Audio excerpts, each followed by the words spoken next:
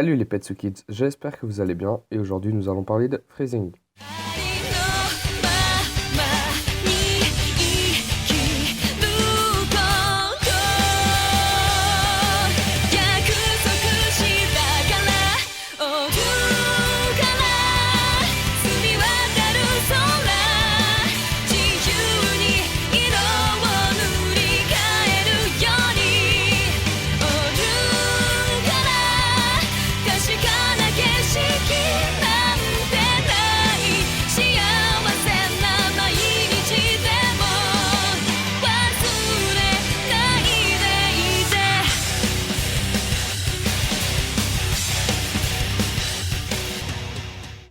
Freezing est un manga publié depuis janvier 2007 dans le magazine Comic Valkyrie.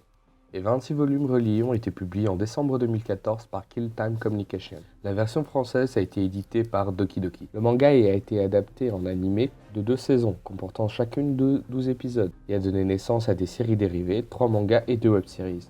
Nous allons parler ici de la première saison de Freezing. Avant de vous parler de mon ressenti personnel sur cet animé, je vais vous raconter un peu le synopsis. Dans un futur proche, la Terre subit des attaques répétées d'entités extraterrestres venues d'une autre dimension, montant en péril l'humanité tout entière. Appelées Nova, ces créatures résistent aux armes conventionnelles et sont capables de créer des zones de freezing, une attaque qui immobilise la matière. Pour éviter son extinction, l'humanité crée une nouvel ordre mondial, l'organisation Chevalier, qui met un point d'honneur à constituer une armée capable de repousser l'invasion. Cette armée est constituée de femmes nommées Pandora. Celles-ci possèdent des pouvoirs et des capacités physiques surhumaines, conférées par leurs stigmates, des tissus de Nova implantés dans leur corps.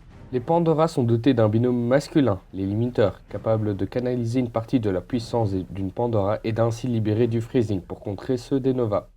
L'histoire est centrée sur Aoi Kizuya qui intègre l'académie Genetics, l'endroit où sont formés les Pandora et leurs Limiteurs. Il souhaite suivre les pas de sa sœur aînée, Aoi Kizuya, une héroïne disparue 4 ans plus tôt lors d'une attaque de Nova, appelée 8e Nova Clash. Il est rapidement confronté à Satellizer Bridget, une Pandora particulièrement associable à cause de sa phobie du contact physique. Lors d'un moment de nostalgie, Kizuya croit reconnaître sa sœur disparue en Satellizer. Il la serre dans ses bras. De ce fait, la Pandora fera tout pour l'éviter tandis qu'il cherchera à s'excuser. Il décide alors d'en faire sa partenaire, alors qu'elle surnommait elle-même la Reine Intouchable. Cet animé, bien que sorti en 2008, est un anime fortement critiqué et pas apprécié à sa juste valeur. Donc, moi l'avocat du diable et le défenseur de Petite Culotte, je vais tenter de défendre l'animé malgré le mal qui lui a déjà été fait. Je vais devoir spoiler quelques passages pour pouvoir défendre l'animé comme il se doit. D'abord l'aspect technique, le plus facile. Musique, un bon opening, un ending sympa qui bouge, la musique pas tellement exceptionnelle mais qui a le mérite d'être présente même durant les combats. Design assez bien dans l'ensemble, même si l'animé est plutôt sombre, combat durant la nuit, dans les sous-sols de bâtiments, sous la pluie. Malgré ça, les combats restent fluides et propres. Et pour finir l'animation, il y a beaucoup de combats, dont une animation à la hauteur. Parfois même des passages impressionnants, plan rapproché sous la pluie, qui tombe au ralenti pendant que l'assaut d'un combat est donné. Un aspect plutôt badass et classe au visuel. Passons à nos héros. Kazuya, un héros relativement timide car ayant été traumatisé par la mort de sa sœur étant plus jeune. Cependant, ce sont ses souvenirs et son désir de ne plus perdre ceux qu'il aime qui vont lui permettre d'accomplir de grandes choses. Satellizer Bridget, notre héroïne, une vraie Thunder. Froide, distance, mais des traits de caractère qui sont dus à des traumatismes de son passé. Maltraitée, voire abusée pendant des années par le fils de sa famille d'accueil, permettant à elle et sa mère de rester, puis le décès de sa mère. Ce sont des traumatismes qui sont dus à l'origine qu'elle refuse de se faire toucher par qui que ce soit.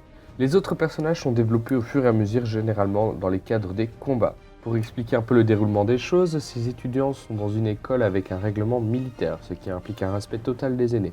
C'est à cause de cela que Satella va devoir combattre des adversaires cherchant à protéger l'honneur et leur promotion de plus en plus fort et ainsi progresser. Ce ne sont pas des combats sans aucun fondement, ceux-ci permettent d'introduire certains personnages et d'en apprendre plus sur eux. La relation entre Kazuya et Satellizer. Kazuya et sa défenseur ont servi de cobayes à leur père et auraient bénéficié des tissus de Nova qui leur permettent d'avoir des pouvoirs supérieurs à la normale. À la suite du décès de Kazuya, une partie de ses stigmates ont été implantés à Satella, sachant que les stigmates gardent en mémoire une partie du patrimoine du prédécesseur. Kazuya a donc devant lui une personne qui lui rappelle étrangement sa sœur. Donc on a une espèce de relation complexe entre un frère et quelqu'un qui lui fait penser à sa sœur, mais qui ne la comprend pas. Et le cheminement de la relation de Satella sur la façon dont Kazuya la voit tout au long de la série est intéressant. Pour pouvoir travailler en binôme et déclencher le fameux freezing, les deux protagonistes ont besoin d'être en harmonie. Pour ce faire, le premier pas est un baiser. Par la suite, plus le lien sera fort et mieux le freezing marchera. Donc potentiellement, il y a autre chose après le baiser. C'est comme un coup. Ensuite, ça reste un ecchi classique. Tout est prétexte à voir les filles en sous-vêtements. Bien entendu, lors des combats, ils utilisent des armes tranchantes, donc les habits y passent. Mais ça reste dans le raisonnable et le ecchi n'est pas mis n'importe où, n'importe comment. Donc pour en résumer, nous avons un anime bien plus intéressant qu'il paraît au premier abord, des personnages beaucoup plus compliqués qu'il n'y paraissent, des sentiments qu'il y arrive à bien passer, et de l'action, beaucoup d'action. Pour finir, je vais vous donner la note que j'ai mis à cette saison, elle est de 9 sur 10, j'ai vraiment bien apprécié. Voilà, cette première critique sur Freezing est finie, dites-moi dans les commentaires ce qu'il faut améliorer, et surtout votre ressenti sur cet anime. Sur ce, je vous dis à la prochaine les Petsu Kids, c'était Pansuman, l'avocat des petites culottes.